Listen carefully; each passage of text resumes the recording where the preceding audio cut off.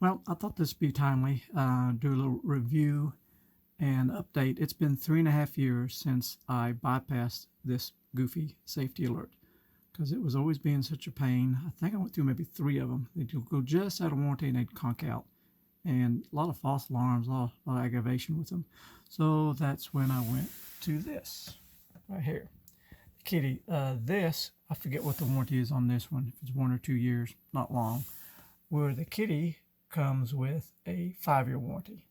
And so I've been using this now for 3.5 years, and it's worked great. And it's very sensitive. In fact, just a while ago, I got the RV in my metal building, and I started it up just to move it. I didn't run it, 60 seconds, and I could see the numbers started creeping up. It wasn't enough for it to go off, but it was like 33 parts per million. I'm not sure at what point it starts sounding the alarm. It may be at 50 or 100, something in that range. But anyway, it's worked great for me. There's one little issue I've had with it is because you have your, let me pop it off here. Of course, it comes with a transformer. It's usually in here. I've got it running inside, plugged up here into a power cord on AC, which you'll see later in the video when I actually did this mod. The one little doodad problem is the battery. Let me get this out. Okay, so that little 9-volt battery, because you need that as a backup. If you lose AC power and you get a propane leak, it'll still operate and protect yourself and wake you up in the middle of the night. But the issue with that is if you go to put it in storage, so I've had to make myself a note. So when I go to put my RV in storage, if I go to turn off my 1000 watt inverter, I made myself a note here that it will soon kill the 9-volt battery, because once we lose AC, then it's only running on the 9-volt battery, which I don't know how long. It may run for a week or two, but it eventually kills the battery. Then when I come back into the RV, plug everything back up, turn my inverter back on, then this thing's chirping at me. So as a reminder, now when I go to put it in storage, I just pull this battery out and let it sit on top. And then when I turn the inverter back on, I'll see my note again. I know to put the battery back in. Of course, it's going to beep and squall at you if that battery's out anyways. So anyway, I thought I would bring this up because it's worked well. And I know these things are very common. They seem to fail a lot. And if you want to get away from that and go something a little bit better, more reliable, I've got 3.5 years out of it. Something else I recommend doing is keeping up with your paperwork.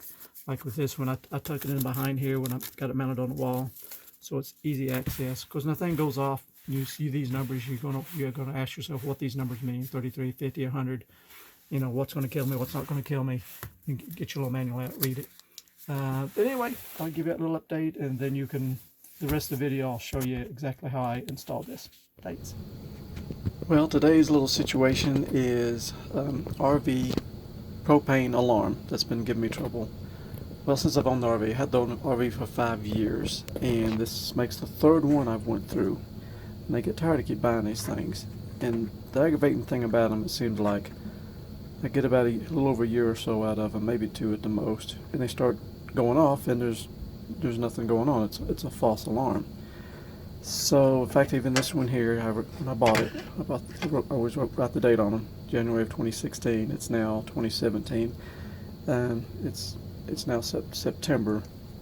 But it seemed like it started acting up, false alarms, about March, something in that range. So, of course, I called the manufacturer, and they said, well, check for low battery. And, of course, that wasn't the situation. That's why I made myself a little note on there to always check for low battery if it gives a false alarm. Because the only suggestion they had is to buy another one. And the fact that it only has a 1-year warranty don't seem like it's very long for something like that. And I think they suggest replacing them after 5 or 6 years regardless.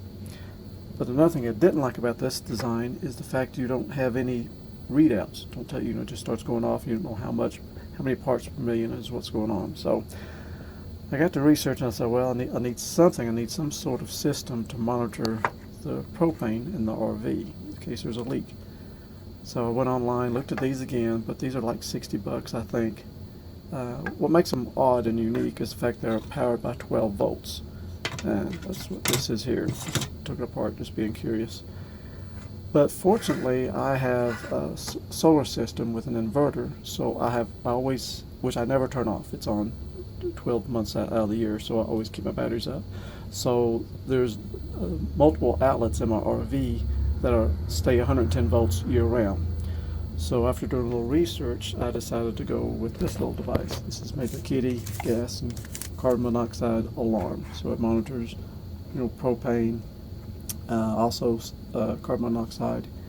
And what I really like about it is it's got a digital readout. So if I do have an alarm, I can tap the button and I can see what's going on.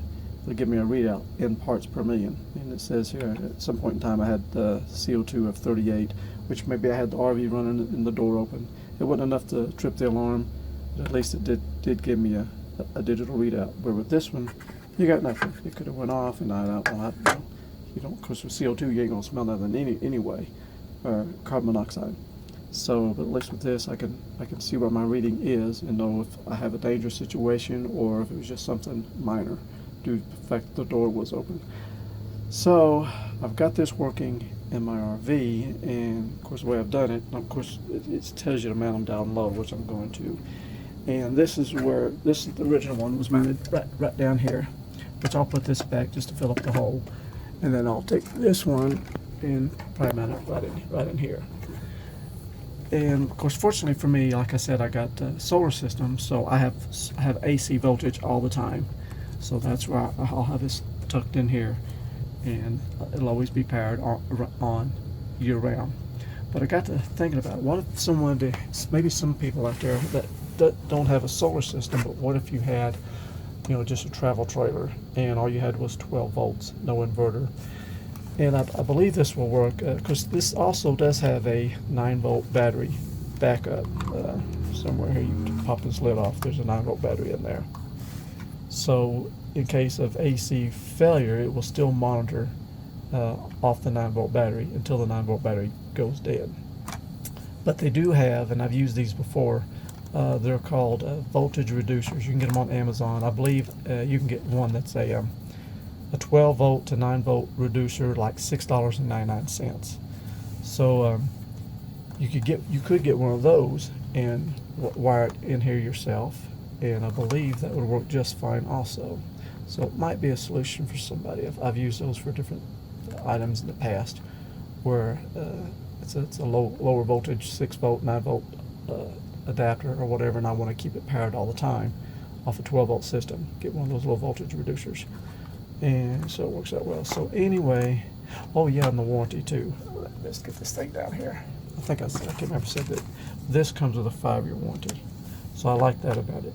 And I only have it 1 year.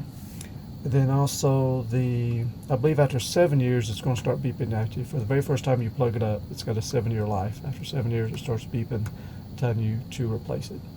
And I think these tell you they should be replaced regardless after 5 years. They time out. So far I've had this plugged up and working for about 2 months now. It's working great. And so that's been my solution to my problem. So maybe this will help someone else out. Have a great day.